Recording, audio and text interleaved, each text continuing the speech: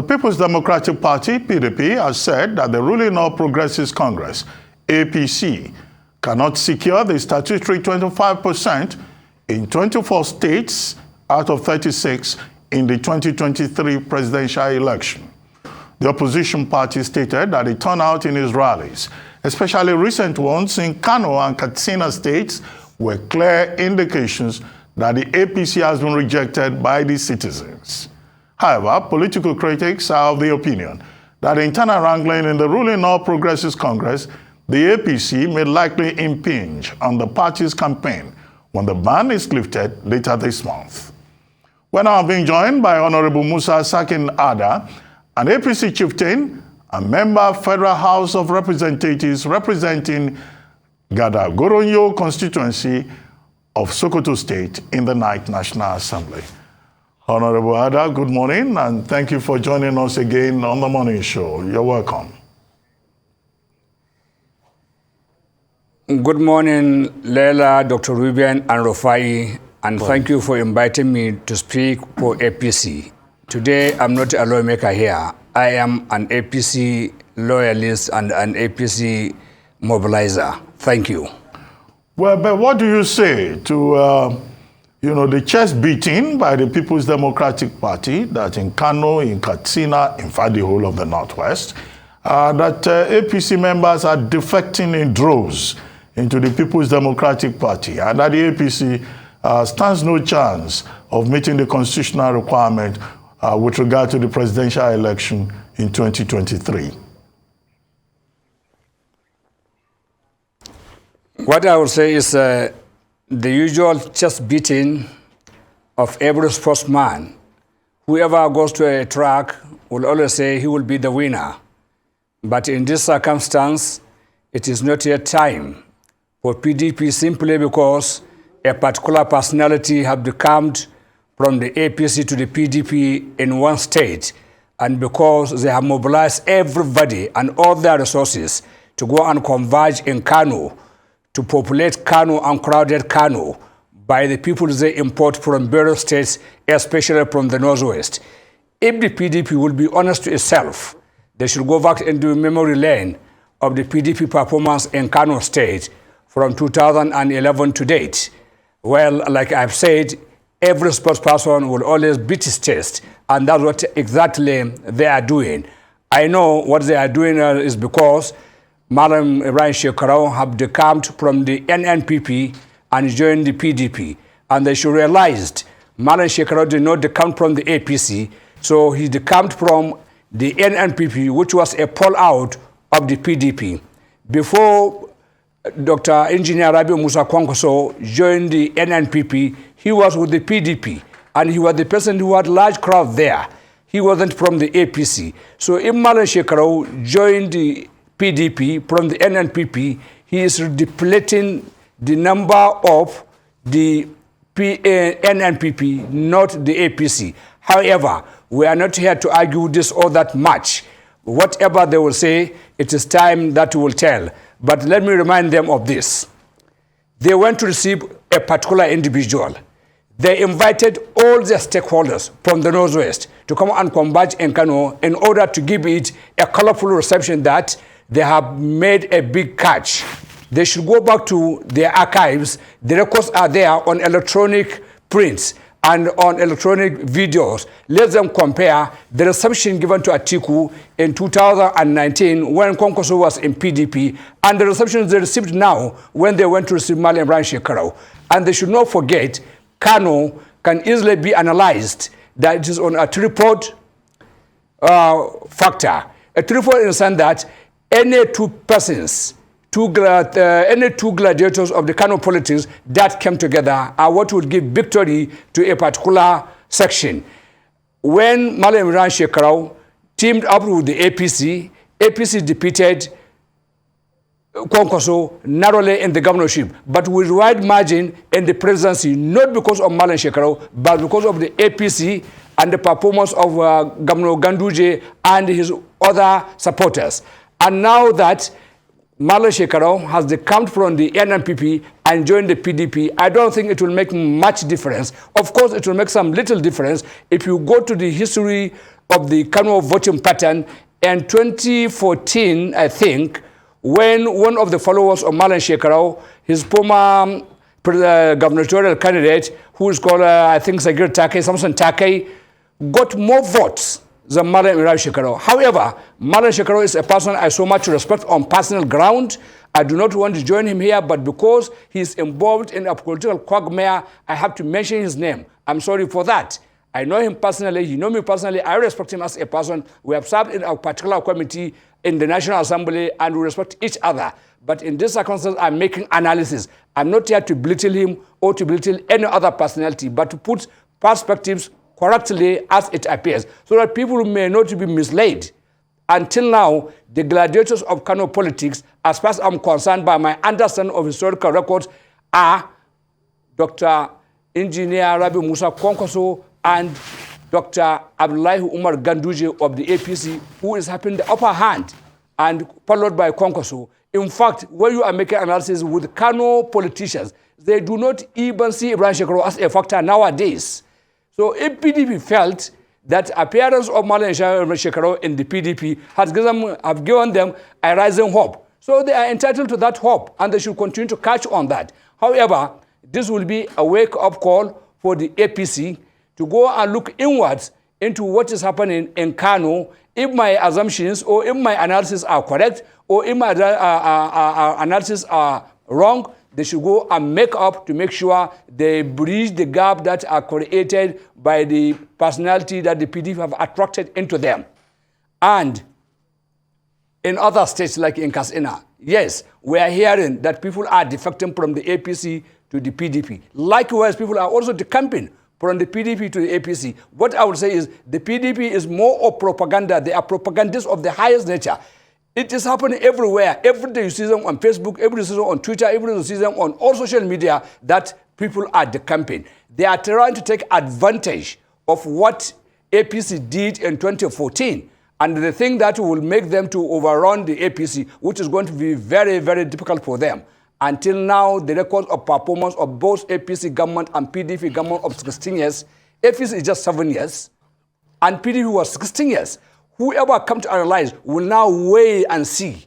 They are trying to capitalize on the issue of security in the country. Okay. They are trying to capitalize on the issue of ASU strike now. ASU strike has been happening right from time immemorial, over 40 years. Even the day before yesterday, I met one of my lecturers from Osman Apodo University. He taught to me, I said, sir, would you look at the situation of this? You have tried this strike over the years, over the decades, and it has not resulted in solving your problem. Don't you have another approach other than strike? However, we are not here to discuss that. I'm only giving a reference. So what I'm saying is, the PDP, what they are trying to cash on to come and blackmail PDP and intimidate us, we are ready for them. When they come, people like us and many will come and join them and rightly put them in where they belong to, into the dustbin of history. They do not have any edge over the APC, especially in the north.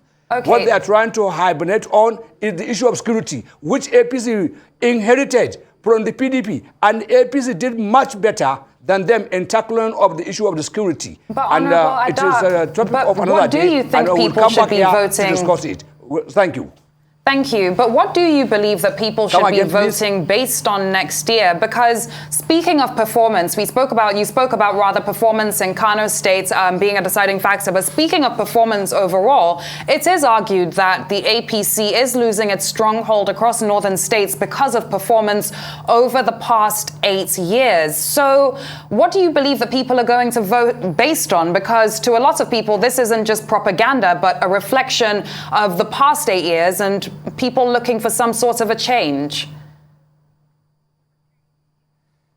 You see, there are certain things that I cannot say here now. Campaign have not started yet. PDP have even violated sections of our Electoral Act. The Electoral Act has required that electoral campaign will start by 27th of this September.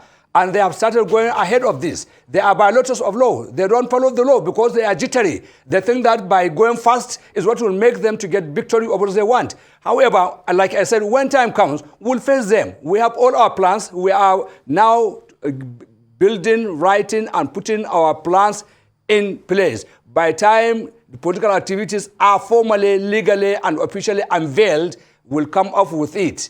Propaganda will not scare us. We are not afraid of the propaganda tools and machineries. Whoever they think they have recruited, we have equally better people who will come here and argue on issues and who will argue with justifications and giving references to our performances and achievements. Whatever allegations they will do, don't forget, opposition are always opposition. And PDP is a very bad opposition party because over these years, they should have ignited serious debate between them and APC, or fellows of APC, if any. But they failed. It is now that they are awakening. They are being told, go and talk on security, go and talk subsidy, go and talk on ASU strike, go and talk of the campaign. These are not issues that we will not talk on here at this right moment. When the time comes, every factor, every issue they bring up, we have correct answer that we will give to Nigerians, and Nigerians will definitely be convinced, because we will not lie. We will tell them the facts. The facts are there. We will not come and manufacture what we have not done. We'll work on our performance. We are not here to tell lies, and we'll never tell lies. Whoever wishes to tell lies, let them go and continue to tell lies. People nowadays are always susceptible to accepting facts, and will come with facts and figures. Honorable Sarkin, these are the issues on ground. What people are saying is that your party, the APC, led Nigeria into 2 recessions. The economy tumbled. Unemployment rates before now was a little over 10%. Under your party, it's grown over 33%, and people are saying it's even more than that.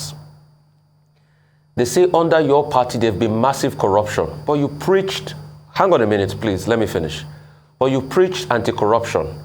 They say it's under your party that there are allegations of over 100 billion stolen by the accountant general.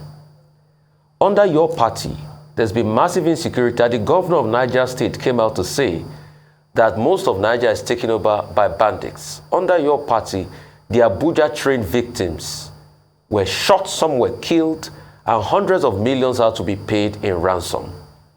All of this and many other economic problems happened under your party. They say your party has underperformed. What do you say to all of this? I would say all this with serious sense of retrospection. I'm a Nigerian. 13 bad incidents have happened under this government. In every family, there are the good and the bad ones. APC cannot be devoid of having some bad people around it. There are some bad people, and there are few. And actions are taken against those that have been caught, that they have perpetrated something inimical to the growth of this country. For example, the accountant general, immediately he was detected of having diverted such funds. He was immediately arrested, investigated, and now about to be prosecuted. Similar things have happened under the PDP during the pension scam, and that person was being hidden by the government of that day. To the extent he was fried out of this country. It was after the APC formed government that he thought he's clever enough. He went and connived with some bad eggs within the APC to come back and get himself to London. And he came back. What happened? He was jailed. He was jailed. And not only him, some other people also who have done something bad in this government of APC were equally arrested and being tried. And it was this government of APC that removed 2 ministers because of what I would call lack of performance, or according to what some people are saying, some corrupt activities that they indulge in. In one day, they were removed from those offices. However, there are still clamor by some people that are some ministers again who are corrupt in this government that have failed to be investigated. And that I'm not here to talk about it because I don't know the level of their corruption. I don't know whether the president is aware of that these people that are being mentioned are corrupt.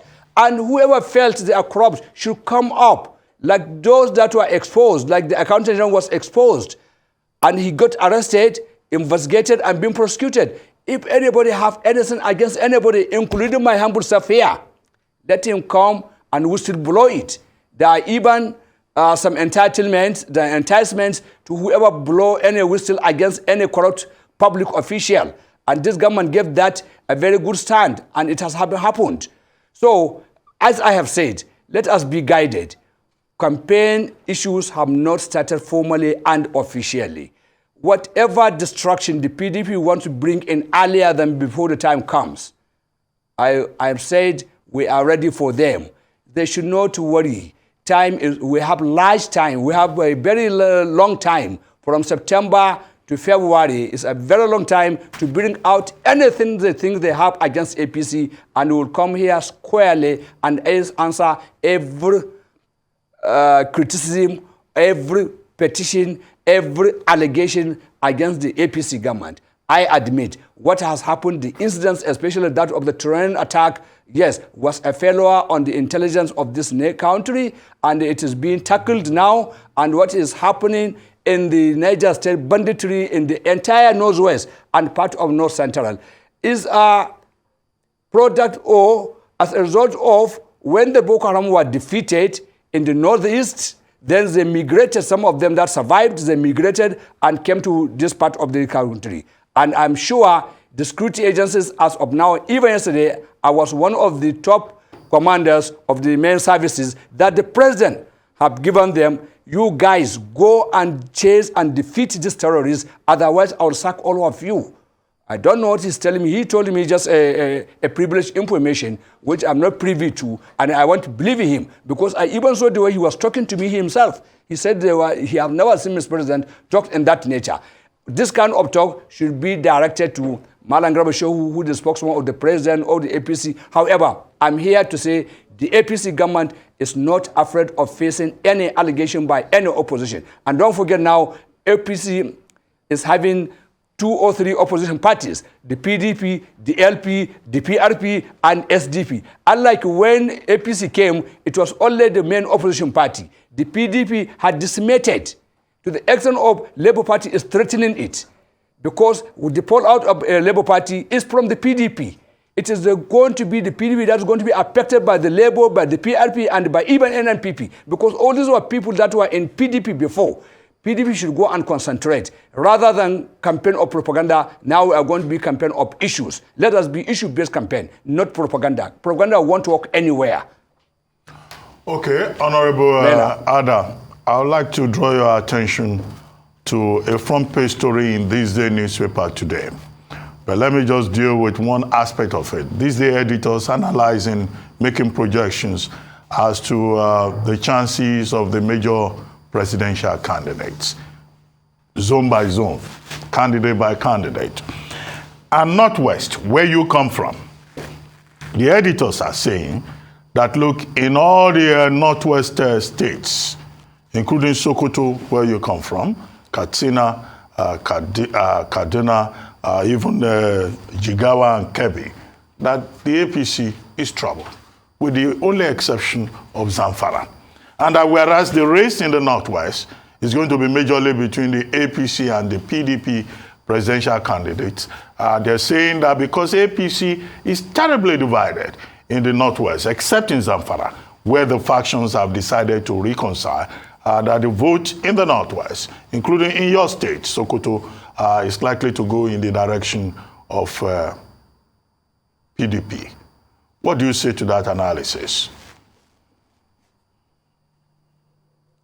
I am hearing this for the first time from you. I'm not seeing the papers of today. Well, and I'm here when I get out, I'll see. But however, let me tell you this. No problem. I've had your summary. Let me answer you.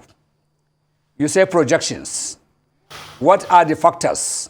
What are the yardsticks that they use before they arrive at their projection or conclusion to give their projections? If they say so, let me give you my own. In Sokoto, where I come from, the APC is one. We don't have any faction. The faction that was created by PDP to come and create rumbles in the PDP have already gone back to the PDP. They are already PDP even by then. They were in APC, but they were only there as stooges of the PDP with APC, and we knew. And unfortunately, some members of the APC in this government try to finance them and support them to fight Governor to fight Santo Wamoko, who is the leader of APC. Today, the APC in Sokoto is one vibrant and strong and consolidated. So if this day editors have any inkling of APC is divided in Sokoto, I'm telling them this is not correct, and they should go and find out from their correspondent in Sokoto right now. We don't have any faction there. There is no faction in APC in Kebbi State. There was tussle between Governor Atiku and Santo Aleru, and when they could not reconcile, Aleru moved out of APC and to the PDP. So for now, APC remains one as it is. Ditto in Katsina State, there's no any faction. There was used to be what was called APC Akida in Katsina State that emerged early in January this year in build up to the primary elections. And immediately after those people lost out, some of them remained in the APC and some moved out. So as of today, all I'll tell you, there are no factions within the APC in the Northwest and the entire state. In Kano State, where are the 7 gang-ups?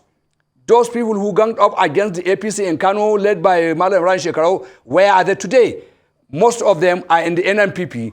One of them is now in the PDP. Is that what you will call this a faction of APC in Kano State? We should be pleased to truthful in whatever analysis we are making. Somebody should not just go sit down on his table or on his laptop and start giving analysis and inferences. You should back them with facts. And whatever you are doing now, you should be statistical. You should say these are the reasons, and you come up with figures. The age of just coming to write theories or based on your understanding does not work. Yes, anybody is free to make his projections. I can project today that Tinubu will win the 2023 elections based on his track record of achievements, based on his patriotic Nigerian, based on what he has done in Lagos when he was governor for 8 years and the succession plans he had. It is only in Lagos State that throughout from 1999 till date, you have never had the rancor of any succession.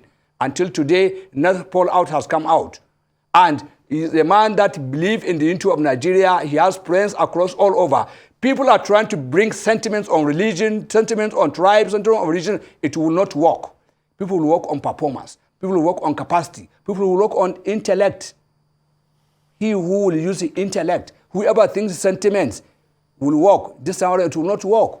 We have seen what sentiment have brought this country into. Until now, people always look at you as where you come from, what language you speak, what faith you belong into.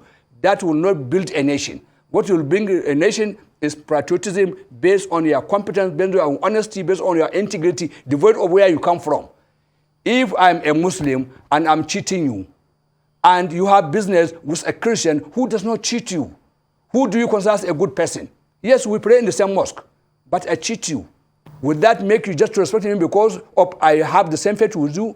If you are a Christian and you cheat me, and you go and a Muslim and serve you better, will you just say because that man is a Muslim, you hate him simply because of that? Please, let's build this nation. Let's work on ethics. Let's work on issues. This country will not progress in the way people are trying to make it. And PDP is trying to divide us along that line. That Atiku is a northerner. Atiku is a northerner, and so what?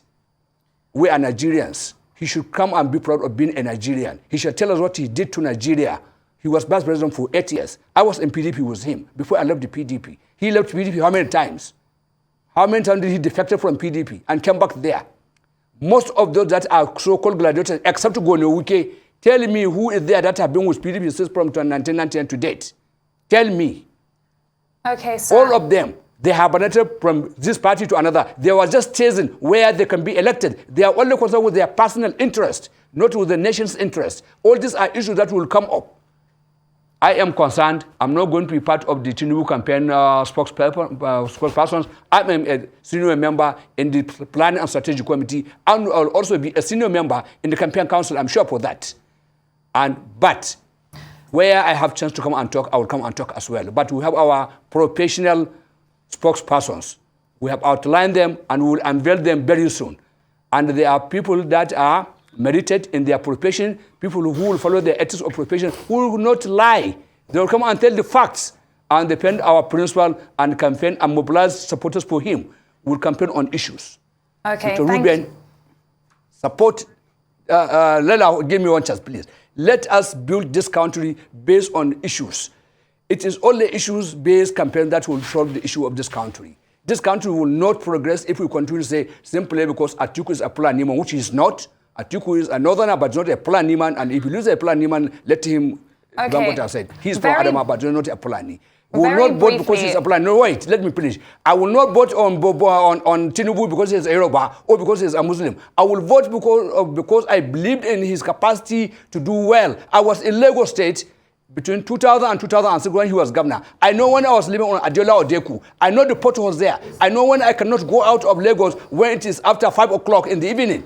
I know how I was running to go to, I cannot go to Ojo Labor, even in the broad daylight, because of either boys, they will attack you with machete. I know when I cannot go out to eat when it is 8 o'clock, even on Ahmad Bello Way. I know when I cannot go to Awolo when it is 8 o'clock. Let me finish. We'll have to cut you in. Leila has to ask a question, Honorable Ada, please. Okay. Just let Leila ask a question. We are running out of time here, and I just wanted to ask you to briefly touch on this, Honorable, because, you know, earlier on in the show today, in the program, we compared the 2023 elections to the 1979 elections, whereby the front runners had won their different geopolitical zones, and the Supreme Court had to eventually come out to confirm that Shehu Shagari had indeed won the adequate number of votes in order to become Nigeria's leader.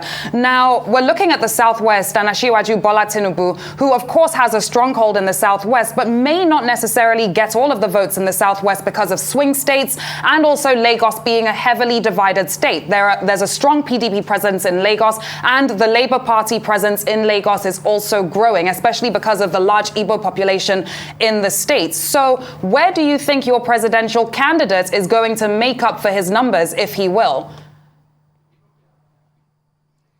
Our president is not a regional president like the other two presidential aspirants. Peter Obi of the LP is going to be a president of the Southeast and the Igbo, what do you call them? Igbo supporters. In Lagos, I lived in Lagos. I know something about Lagos. Peter Obi of the LP will get votes of the Igbos. We have seen what has happened in the previous two elections of 2015 and 2019.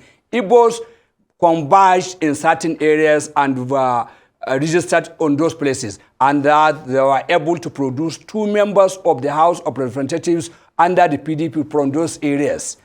Now you should go and find out what is the population of those Igbos in those areas.